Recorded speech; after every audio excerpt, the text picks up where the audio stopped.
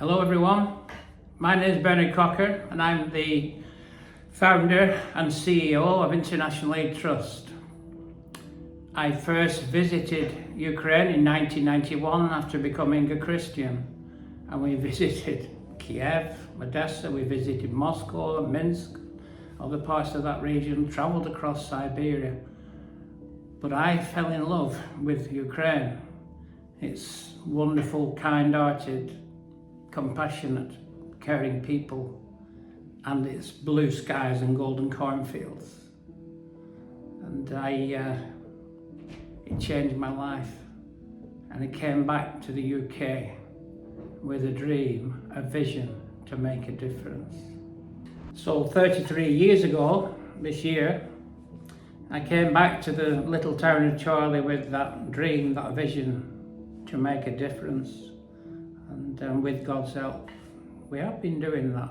And ever since then, we've had the wonderful support of the British people. Charlie, Preston, Lancashire, Blackburn, Bolton, all the... But here in my own town of Charlie, it was a little bit special. And we began collecting humanitarian aid and New Testaments and Psalms and travelled across Siberia and all the different parts of Ukraine. We have been privileged and blessed enormously by all the wonderful projects we've been able to start. And they've included children's camps, rehab centres, education facilities. It's just very, very special. Helping hospitals, the clinics, and helping the old people, the Holocaust survivors, the Holocaust survivors. It goes on and on, and you helped us to do that. Some of the camps have been in Poltava, in Odessa, in Crimea, and we've seen so many children come to Christ and be shown love for the first time in their lives. It's very special. And some of those children are helping us today as young adults. The shoe boxes, little boxes full of God's love, and they mean so much. Sent from you, who've never seen these children. And they understand that. They know that, how can these people in another country care for us who they've never seen? It's a special kind of agape love. It's just wonderful. And I wish I could bring the love that's shared over there back in a bottle. The precious memories of your gifts being given out. Bring that bottle back, take the top off, and you'd be blown away totally. Lives have been changed. Many lives have been saved, but changed forever because you care. In Crimea, we had wonderful children's camps in a place called Balaclava. Those of you who know your history will know where that is. We had 100 tent camp village.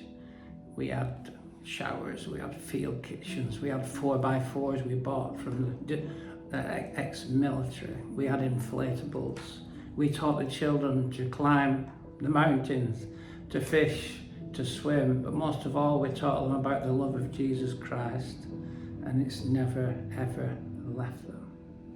Then in 2014, Putin sent his armies to invade Crimea and the Donbass, and we lost everything. All they have ever done, all that Putin's Russia has ever done to Ukraine is bring death and destruction, like he's done in other nations, like he's done continuously for the 25 years he's been in power. We lost everything, and we've never got that back, but we will have it back. God will not be taken for a fool, and we will have the victory. Then in February 2024, there was this the main evil invasion that brought death and destruction. But thank God that we have the teams ready in Ukraine ready to distribute the aid from our warehouse there that they already had.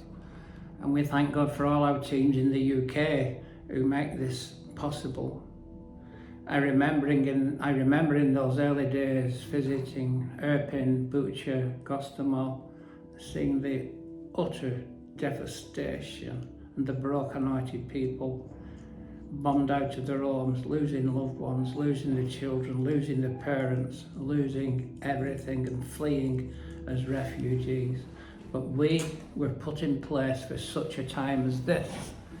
And thank God for such a wonderful team. From our centre, our hub in the UK, humanitarian aid is brought to us from all over the country. From north and south and west and east, we've thousands of people helping us. And from here we load 45-foot articulated trailers. And these are sent out by truck, obviously, with Ukrainian drivers. And it takes about 5 days to get to our distribution centre very near Kiev. And from here it's decanted into smaller vehicles with trailers, such as sprinters and transits, and they go out to wherever the greatest need is at that particular moment. So within a week of sending the trucks from here, it's being distributed to the people who need it in Ukraine. The places we distribute the aid to are usually not very far from the front lines, and they are fluid quite a lot of the time. And these places have included Kherson, Donetsk, Kharkov, Izum, Nikolaev, Odessa, Kramator, Zaporozhye, Dnipropetrovsk, Poltava, Sumy, Kablevo, and other places I can't pronounce. I can't remember the names properly, but I can remember the joy on the people's faces that receive your aid. And I can remember the tears of joy. I can remember the tears of joy. And we'll never stop doing that until this evil is defeated. We work very closely with the military in Ukraine. Some of our closest friends and partners are senior officers in the National Guard, and they do such an amazing job. And we've helped them a lot with ambulances, with 4x4 pickups and humanitarian aid of all descriptions, medical supplies, clothing, etc., etc.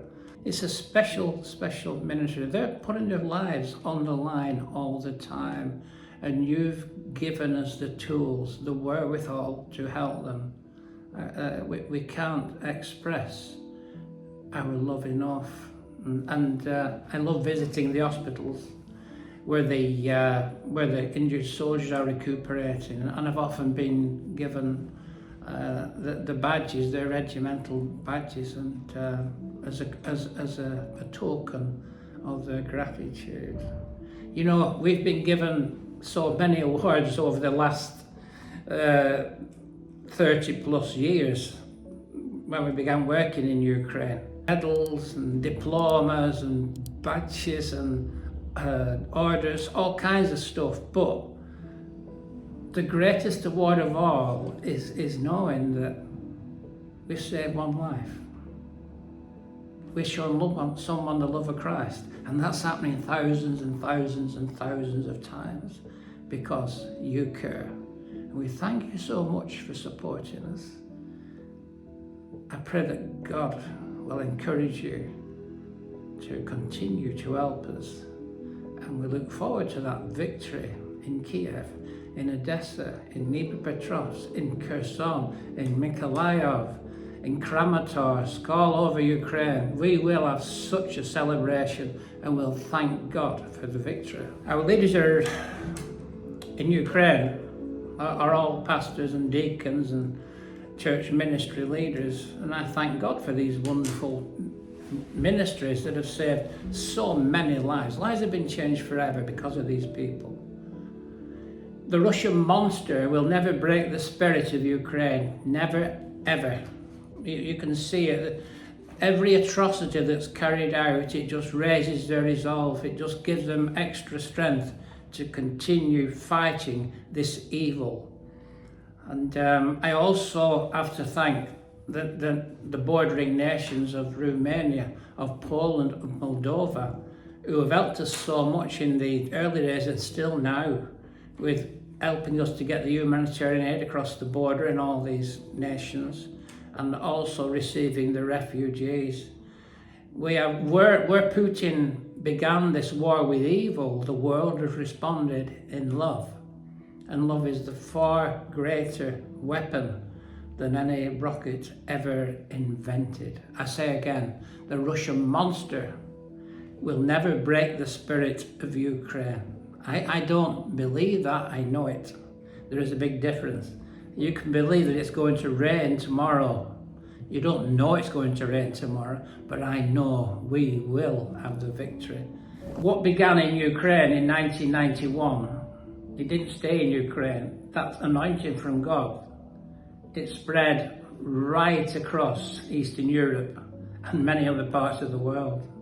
What God began in Ukraine, it's now in Africa, in Asia, in lots of other different nations. I think we've been in just over 50 different nations.